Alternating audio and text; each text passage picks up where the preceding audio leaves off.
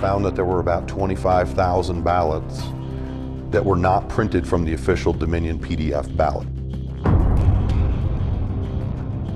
In other words, the printing process, appearance, is completely different than what you would get from a first-generation PDF printing. We had approximately 25,000 ballots that were not created from the PDF that is used for the election process.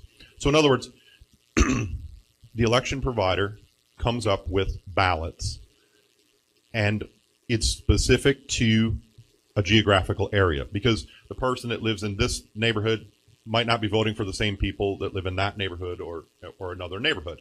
So here in Maricopa County, from memory, you had 5,012 or something like that, just over 5,000 different permutations and combinations to the ballots. Then that's multiplied by 2 because there's a Spanish version that's available for each one of these ballots, but it's the same ballot with the same people, just in a different language. So we've got we'll just say 5,000 different ballots for now that are created ahead of time, and those are created in PDF. Now, the big reason why is that you have a third party send out mail-in ballots, so those have to be created in advance.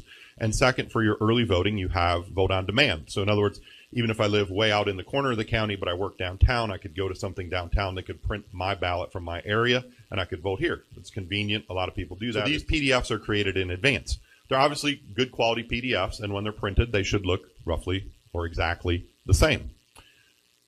In this group of ballots, I find that the quality is severely degraded from what a PDF would be as if printed on demand, or if printed by your third-party provider who prints these all the time. I'm Eric Spakeen. I'm a forensic chemist and a forensic document analyst. That means I deal with all aspects of question documents, when they were made, if they've been altered, changed, or added to, and how long ink has been on paper. I was asked if I had experience in election matters to look at primarily printing processes, machine copied marks, CPS code, which is a counterfeit protection system. And I said that I did, and I traveled to Arizona with 3 other people from my office that I had. Number one is that there were a series of ballots that I examined the photographs of, and Dominion, as the election subcontractor, produced ballots for each of the zones or districts that were involved, at least in the area that I looked at here in Maricopa County. And there were 5,000 approximately, a little over, different ballots. As you know, in a state there could be 2 different senator races, there could be 10 different House races, and all the permutations and combinations is what gives you the 5,000. So they create a final ballot for each one of these districts or zones or regions, so that when you go in and you give your name and it knows you're from this area, you would get this ballot to vote on all the issues that pertain to you, and only the issues that pertain to you. And I found that there were about 25,000 ballots that were not printed from the official Dominion PDF ballot. In other words, the printing process, appearance, is completely different than what you would get from a first-generation PDF printing. As you can imagine, the lines are perfect.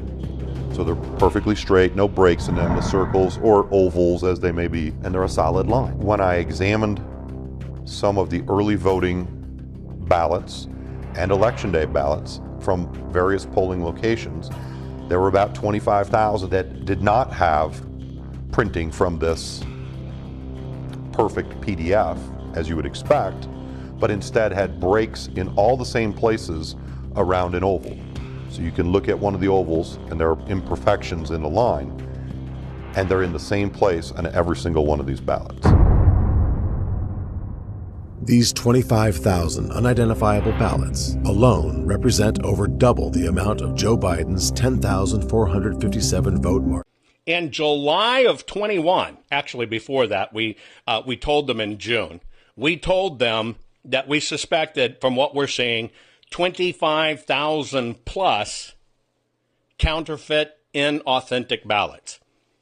That was early on in the process. Again, because of propaganda by the GOP's attorney, the GOP, other conservative operatives, they planted the seed inside this that you can't trust that, no, that's not it, etc. You'll hear more about it. But every one of the people up there knew this in advance, even of this hearing today. Now, the reason I bring that up is they had well over a year and a half to react to this so it wouldn't be duplicated in 2022, but they didn't. They did nothing, and they allowed it. They enabled this to be done again.